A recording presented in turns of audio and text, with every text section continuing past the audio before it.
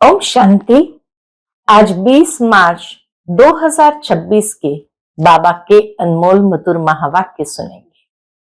आज की बाबा की मुरली है ड्रामा कि बनी बनाई बन रही अब कुछ बननी नाही। ये ड्रामा में जो कुछ भी हुआ है या हो रहा है या होने वाला है वो सदा काल के लिए है। उसमें जरा भी चेंज नहीं हो सकती है, क्योंकि ये ड्रामा बड़ा वंडरफुल है, एक्यूरेट है और हर सीन के अंदर कल्याण समाया हुआ है। दूसरी महत्वपूर्ण बात जो आज बाबा ने समझाई कि बच्चे तुम जानते हो कि इसी समय ही संगम के इस समय पर शिव बाबा का अवतरण होता है, जिसको हम शिव जयंती के रूप में मनाते हैं। परंतु अगर शिव जयंती है तो ब्रह्मा जयंती भी है, क्योंकि शिव बाबा अवतरित होते हैं ब्रह्मा बाबा के तन में। परंतु मनुष्य ये बात समझते नहीं है, इसीलिए उन्होंने शिव के साथ नंदी को रख दिया, बैल को रख दिया। सोचते हैं बैल पर ही आते हैं।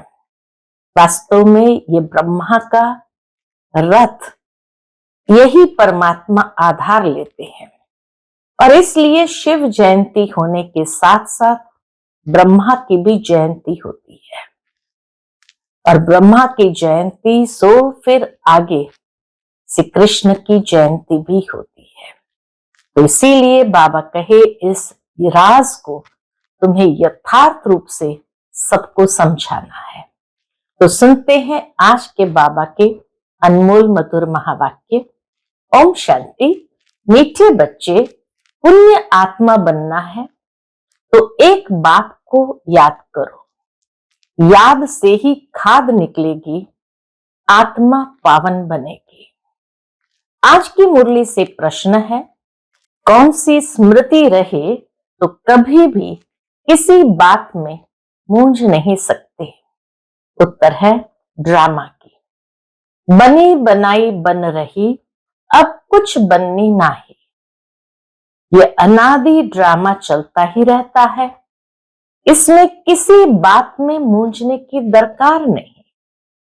कई बच्चे कहते हैं पता नहीं यह हमारा अंतिम 84वां जन्म है या नहीं, मूंझ जाते हैं। बाबा कहते हैं मूंझो नहीं, मनुष्य से देवता बनने का पुरुषार्थ करो। ओम शांति। बच्चों को ओम शांति का अर्थ का तो पता है। बाबा कहते बच्चों को ओम शांति का अर्थ का तो पता है। क्या अर्थ है? कि मैं आत्मा हूं और मुझ आत्मा का स्वधर्म है शांति।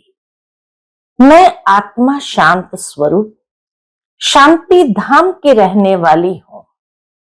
यह लेसन पक्का करते जाओ। ये कौन समझाते हैं? ये कौन समझाते हैं? शिव बाबा। याद भी करना है शिव बाबा को।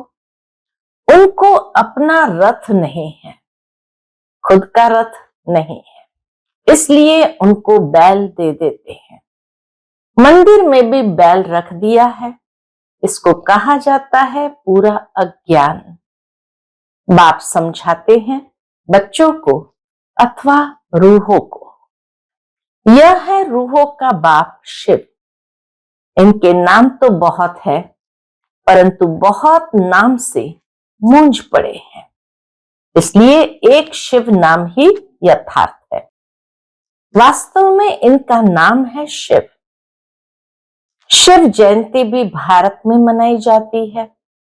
वह निराकार बाबा है, आकर पतितों को पावन बनाते हैं। कोई ने भागीरथ, कोई ने नंदी गण कह दिया है। बाप ही बताते हैं कि मैं कौन से भाग्यशाली रथ में आता हूं। मैं ब्रह्मा के तन में प्रवेश करता हूं। ब्रह्मा द्वारा भारत को स्वर्ग बनाता हूं। तुम सब भारतवासी जानते हो ना, क्या जानते हैं कि लक्ष्मी नारायण का राज्य था। तुम सब भारतवासी बच्चे आदि सनातन देवी देवता धर्म वाले थे, स्वर्गवासी थे। 5000 वर्ष पहले जब मैं आया था तो सभी को सतो प्रधान स्वर्ग का मालिक बनाया था। फिर पुनर्जन्म जरूर लेना पड़े। बाप कितना सीधा बताते हैं। अब जयंती मनाते हो, शिव बाबा की जयंती मनाते हो। इस 2026 में लिखेंगे 90वीं शिव जयंती। बाबा के पधरामणे हुए अभी 90 वर्ष हुए। फिर साथ साथ ब्रह्मा विष्णु शंकर की भी पधरामणी है। त्रिमूर्ति ब्रह्मा की जयंती कोई दिखाते नहीं है। दिखाना जरूरी है, क्योंकि बाबा कहता है मैं ब्रह्मा द्वारा स्थापना फिर से करता हूं, ब्राह्मण बनाता जाता हूं, और ब्रह्मा और ब्राह्मण वंशियों का भी जन्म हुआ। फिर दिखाता हूं कि तुम 100 विष्णुपुरी के मालिक बनेंगे। बाप की याद से ही तुम्हारी खाद निकलेगी।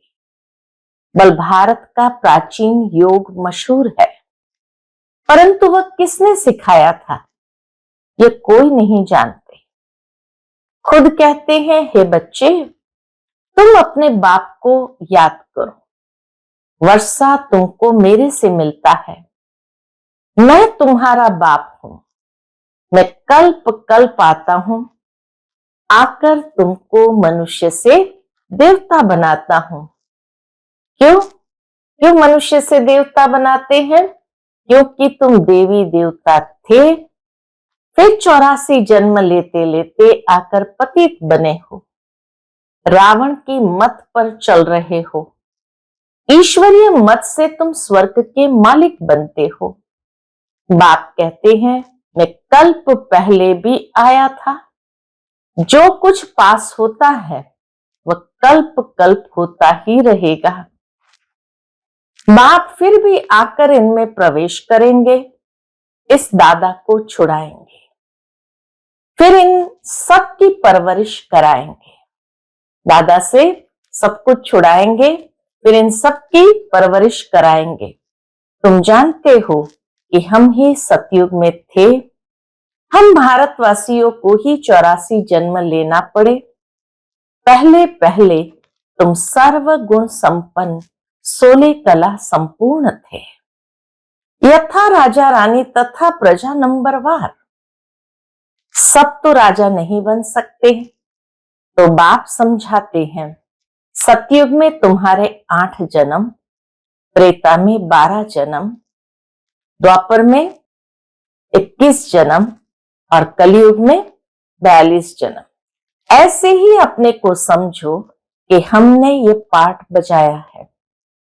पहले सूर्यवंशी राजधानी में पाठ बजाया, फिर चंद्रवंशी में, फिर नीचे उतरते वाम मार्ग में आए, फिर हमने 63 जन्म लिए। भारतवासियों ने ही पूरे 84 जन्म लिए हैं, और कोई धर्म वाले इतने जन्म नहीं लेते हैं। गुरु नानक को 500 वर्ष हुए, करीब उनके 12-14 जन्म होंगे। यह हिसाब निकाला जाता है। बाबा कहे यह हिसाब निकाला जाता है। क्रिश्चियन ने 2000 वर्ष में 60 पुनर्जन्म लिए होंगे। वृद्धि होती जाती है, पुनर्जन्म लेते जाते हैं। बाबा जैसे पूरा चक्र समझा रहे हैं। इस चक्र में किस तरह हम 84 जन्म लेते हैं और बाकी धर्म वालों के कितने जन्म हैं। पुनर्जन्म लेते जाते हैं।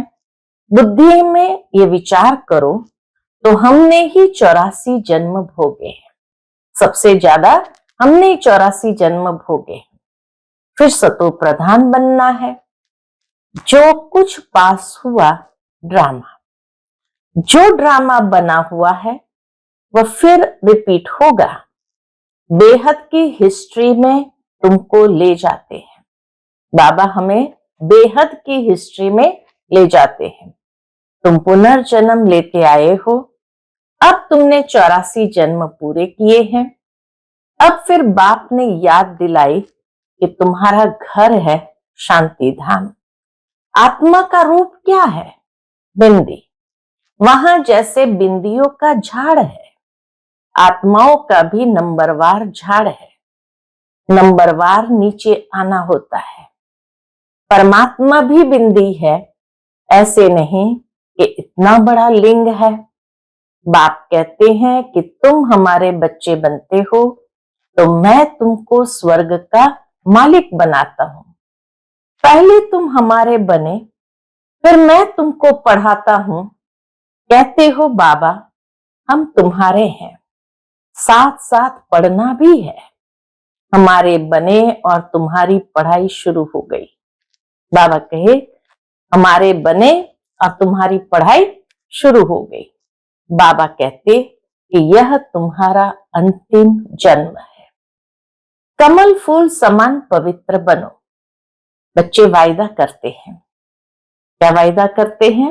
बाबा हम आपसे वर्षा लेने लिए कभी पतित नहीं बनेंगे। 63 जन्म तो पतित बने हैं। ये 84 जन्मों की कहानी है।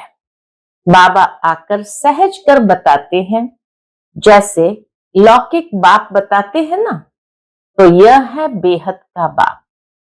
वह आकर रूहों से बच्चे बच्चे कह बात करते हैं। शिव बाबा आकर रूहों से बच्चे बच्चे कह बात करते हैं। शिवरात्रि भी मनाते हैं ना। यह है आधा कल्प का दिन और आधा कल्प की रात। अभी है रात का अंत। अभी है रात का अंत और दिन के आदि का संगम। भारत सतयुग था तो दिन था। सतयुग त्रेता को ब्रह्मा का दिन कहा जाता है। तुम ब्राह्मण हो ना, तुम ब्राह्मण जानते हो कि हमारी अब रात्रि है।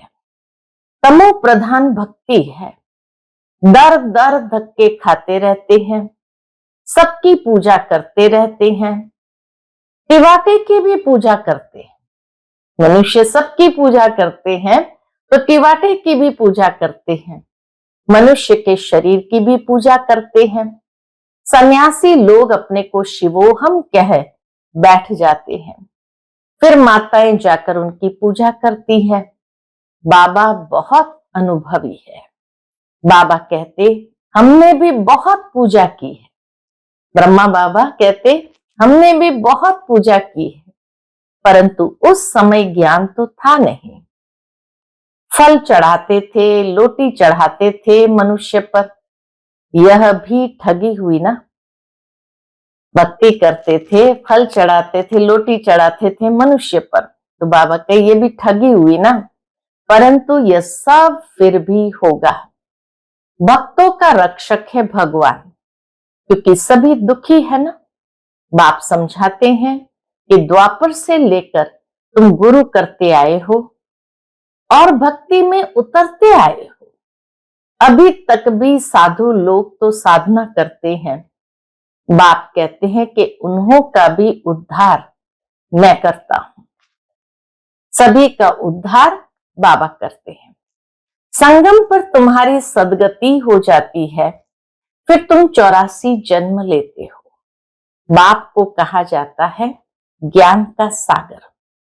मनुष्य सृष्टि का बीज रूप, सत्य चित आनंद स्वरूप, वो कब विनाश नहीं होता। उनमें ज्ञान है। ज्ञान का सागर प्यार का सागर है। जरूर उनसे वर्षा मिलना चाहिए। अभी तुम बच्चों को वर्षा मिल रहा है। शिव बाबा है ना, वह भी बाबा है। यह भी तुम्हारा बाप है। फिर शिव बाबा ब्रह्मा द्वारा तुमको पढ़ाते हैं। इसलिए प्रजापिता ब्रह्मा कुमार कुमारियां कहा जाता है। कितने ढेर बिके हैं ब्रह्मा कुमार कुमारियां, कितने ढेर है। कहते हैं कि हमको दादे से वर्षा मिलता है। बच्चे कहते, बाबा हमको नरकवासी से स्वर्गवासी बनाते हैं। तो बाबा क्या कहते? कहते, हे बच्चे, माँ में एकदम याद करो तो तुम्हारे सिर पर जो पापों का बोझा है वो भस्म हो जाएगा।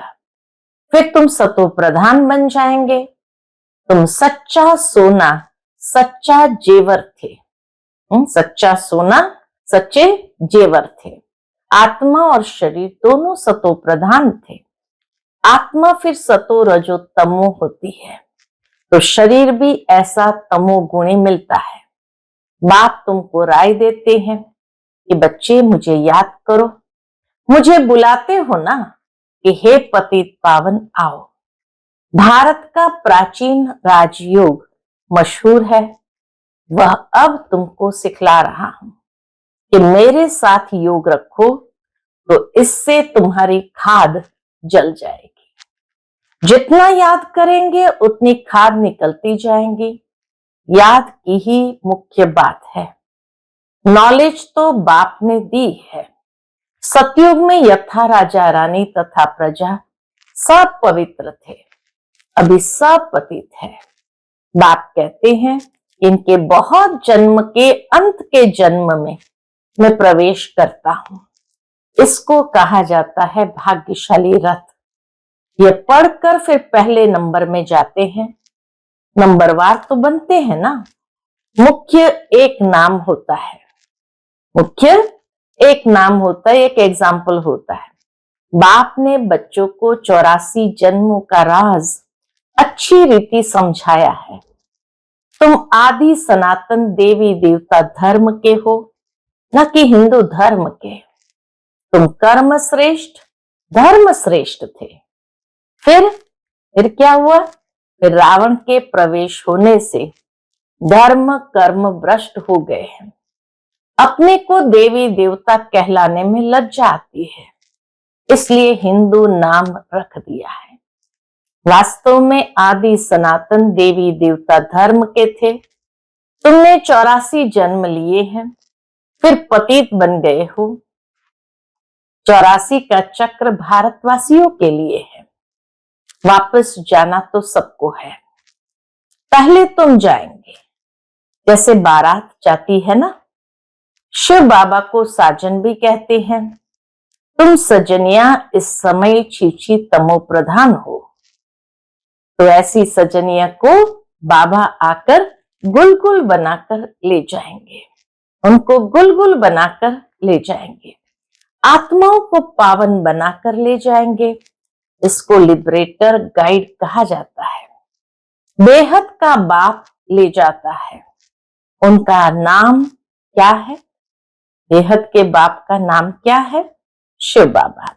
नाम शरीर पर पड़ता है, परंतु परमात्मा का शिव ही नाम है। ब्रह्मा विष्णु शंकर का तो सूक्ष्म शरीर है। शिव बाबा का तो कोई शरीर है नहीं, उनको शिव बाबा ही कहते हैं। बच्चे कहते हैं, हे माता पिता, हम आपके बालक बने हैं। दूसरे तो पुकारते रहते हैं, क्योंकि उन्हों को पता नहीं है। अगर सबको पता पड़ जाए तो मालूम नहीं क्या हो जाए। दैवी झाड़ का अभी सैपलिंग लगता है।